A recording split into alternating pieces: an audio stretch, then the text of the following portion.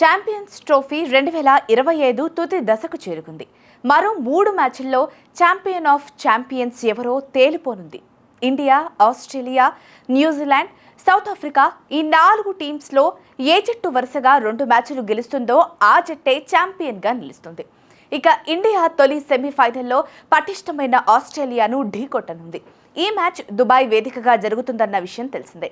ఆస్ట్రేలియాను సెమీస్లో ఓడిస్తే ఫైనల్లో south Africa లేదా న్యూజిలాండ్తో తలపడే అవకాశం ఉంది. ఫైనల్ చేరాలంటే ముందు సెమీస్లో ఆసీస్ అనే ఘంటాన్ని టీమిండియా దాటాల్సి ఉంది. గతంలో పలు ఐసీసీ ఈవెంట్స్లో ఆస్ట్రేలియాను నాకౌట్ మ్యాచ్లలో ఓడించిన ఘనమైన రికార్డు టీమిండియాకుంది. కానీ 2023 వన్డే వరల్డ్ కప్ ఫైనల్లో మాత్రం రోహిత్ సేన ఆసీస్ చేతుల్లో ఓటమి పాలైంది. దానికి ప్రతీకారం తీర్చుకుంటూ ఈ ఛాంపియన్స్ ట్రోఫీ సెమీస్లో కంగారులను ఓడించాలని క్రికెట్ అభిమానులు కోరుకుంటున్నారు.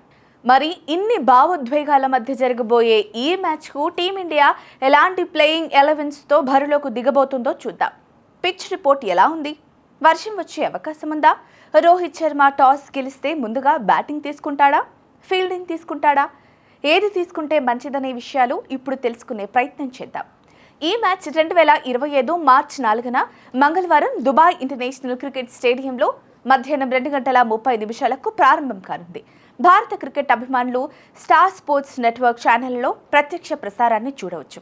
అలాగే జియో హాట్స్టార్లలో లైవ్ స్ట్రీమింగ్ వస్తుంది. ఇక మ్యాచ్ జరిగే రోజు దుబాయ్లో ఉష్ణోగ్రత 24 డిగ్రీల సెల్సియస్ ఉంటుందని అంచనా. కానీ మ్యాచ్ సాగుతున్న కొద్ది స్పిన్నర్లకు అనుకూలంగా ఉంటుందని సమాచారం. ఒకవేళ రోహిత్ శర్మ టాస్ గెలిస్తే తొలుత బ్యాటింగ్ చేసేందుకు మొగ్గు చూపుతాడని తెలుస్తోంది.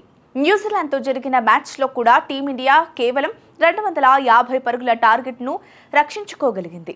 సో సెమీస్లో కూడా రోహిత్ సేమ్ స్ట్రాటజీతో ముందుకు వెళ్లే ఛాన్స్ ఉంది. కానీ ఈ పిచ్పై 63% చేసింగ్ చేసిన జట్లు గెలుపొందాయి. కానీ ప్రస్తుత పరిస్థితుల్లో సెకండ్ ఇన్నింగ్స్ అంత సులువుగా కనిపించడం లేదు. ఇదే విషయాన్ని న్యూజిలాండ్తో మ్యాచ్ తర్వాత కూడా రోహిత్ ప్రస్తావించాడు. ఇక ఛాంపియన్స్ ట్రోఫీలో ఇండియా, ఆస్ట్రేలియా ముఖాముఖి రికార్డు చూసుకుంటే టీమిండియాదే ఆధిపత్యం కనిపిస్తోంది. ఛాంపియన్స్ ట్రోఫీ చరిత్రలో ఈ 2 జట్లు 4 సార్లు తలపడ్డాయి. 2 సార్లు టీమిండియా గెలిచింది. ఒక మ్యాచ్లో ఆసీస్ గెలవగా ఒక మ్యాచ్లో ఫలితం తేలలేదు. ఇక టీమిండియా న్యూజిలాండ్పై ఆడిన జట్టుతోనే ఆసీస్పై కూడా బరిలోకి దిగే సూచనలు కనిపిస్తున్నాయి. 2 క్వాలిటీ స్పిన్నర్లు, ఒక పేసర్, 3 ఆల్రౌండర్తో భారత్ ఆడే ఛాన్స్ ఉంది.